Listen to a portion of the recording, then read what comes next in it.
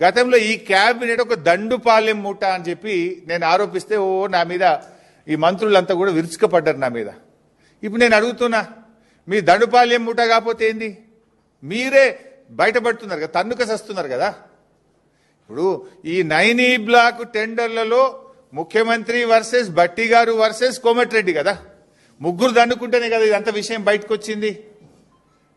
ఇలా బొగ్గు టెండర్లలో, సింగరేణి టెండర్లలో రేవంత్ రెడ్డి గారు వర్సెస్ బట్టి గారు వర్సెస్ కోమటిరెడ్డి గారు. నాకు దక్కాలంటే నాకు దక్కాలి, నా మనుషులకు దక్కాలంటే నా మనుషులకు దక్కాలని ముగ్గురు మధ్య వాటాల పంచాయతీ కాకపోతే ఏంది ఇది?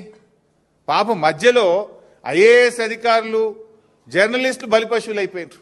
మీ వాటాల పంచాయతీకి, మీ టెండర్ల పంచాయతీకి, మీ కాంట్రాక్టర్ల పంచాయతీకి ఐఏఎస్ అధికారులను ఎందుకు బలి చేస్తున్నారు?